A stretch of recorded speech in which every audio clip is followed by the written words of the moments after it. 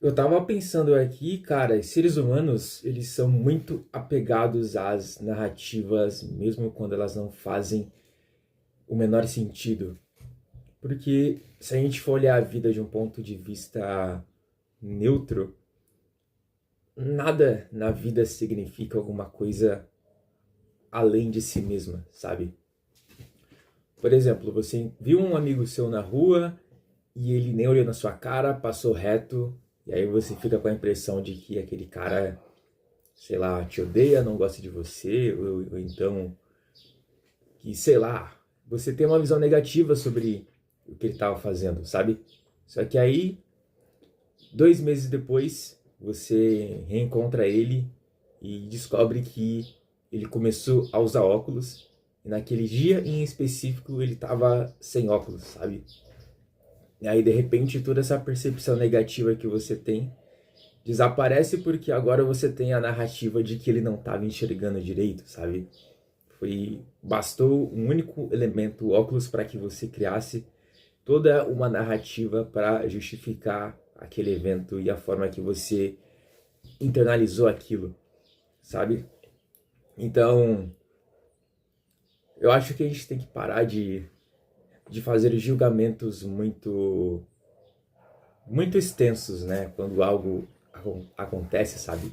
Porque nesse exemplo o cara simplesmente não te viu, sabe? Isso não tem nada demais.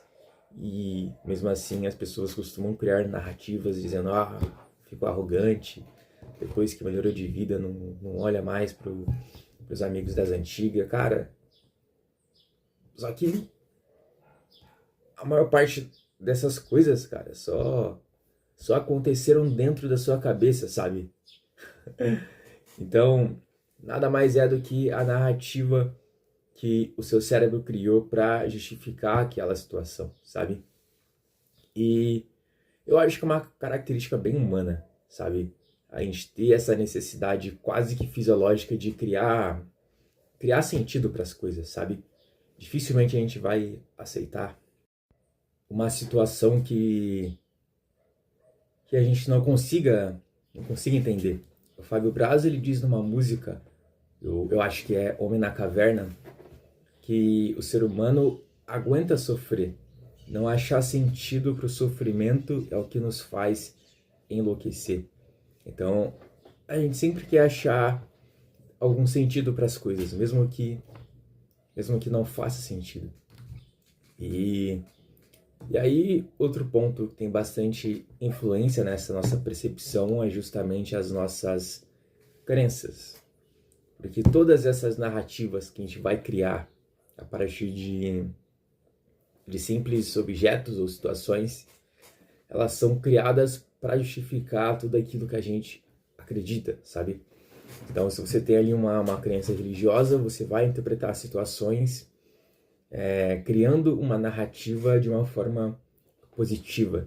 Agora, se você tem crenças mais negativas, você vai criar interpretações a partir de qualquer tipo de evento onde aquilo significa uma coisa ruim e que vai trazer mais coisas ruins, por exemplo. E bem, a gente pode usar essa característica da nossa mente para qualquer coisa, na verdade. Então, sei lá, eu desde novo eu me considero alguém bastante azarado, mas com o tempo e também lendo alguns livros, eu descobri que sorte, na verdade, é uma mistura de probabilidade e psicologia, sabe? Porque a sorte vai muito da sua interpretação das coisas. Eu acho que foi um livro que eu li de um cara que ele sofreu um acidente de avião e sobreviveu. E aí depois ele sofreu um acidente em um trem que descarrilhou e também sobreviveu. E aí ele foi dar uma entrevista e perguntaram para ele, cara, como que você se sente tendo tanta sorte em ter sobrevivido em tantas situações fatais? E aí ele simplesmente respondeu que ele não se considera um cara sortudo, e sim que se considera um cara azarado por passar por tantas situações fatais, sabe? Então, no final das contas, a vida é sobre as narrativas que a gente cria dentro da nossa cabeça, sabe? Bem, talvez seja esse também o recurso que a galera da lei da atração... Eu confesso que eu não boto muita fé nessas coisas de energia, lei da atração, atrair, mas eu entendo o porquê elas funcionam, sabe? Que na vida a gente tem alguns gradientes. Não vou falar de gradientes agora, vou deixar para o próximo vídeo. Mas enfim, a gente tem ali milhões de possibilidades a cada segundo. E quando a gente tem alguma coisa na cabeça, a gente vai seguir as linhas temporais que tem mais a ver com aquilo que a gente está pensando, sabe? Isso se aplica tanto a coisas negativas, por exemplo, se você ficar no YouTube assistindo vídeo de acidente de carro, quando você for dirigir um carro, você vai estar com aqueles acidentes na cabeça e vai achar que a rua é mais perigosa do que ela é, e então você pode acabar até tendo uma ação imprudente no trânsito e causando algum acidente simplesmente por pensar que a rua é perigosa, sabe? Da mesma forma que se você for assistir uma série de conforto, tipo, sei lá, um Chaves, algum sitcom antes de dormir, você vai ter ali alguma risada, um sentimento positivo, e aí você vai dormir tranquilo, porque você vai estar com coisas tranquilas na cabeça. Então, acho que é basicamente isso. A lei da atração de uma forma um pouco mais racionalizada.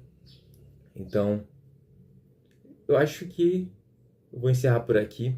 Então, cuidado com as narrativas que você cria para si mesmo, porque você constrói a sua história. A forma que você constrói a sua história não é exatamente a mesma que vai ser na narrativa, sabe? Da mesma forma que eu falei no vídeo passado sobre que quando você tá, sei lá, estudando para um concurso, todo aquele processo vai ser bastante maçante, chato, vai ter épocas que a vida vai te obrigar a ficar 1, 2 semanas sem estudar e vai quebrar todo o seu ritmo.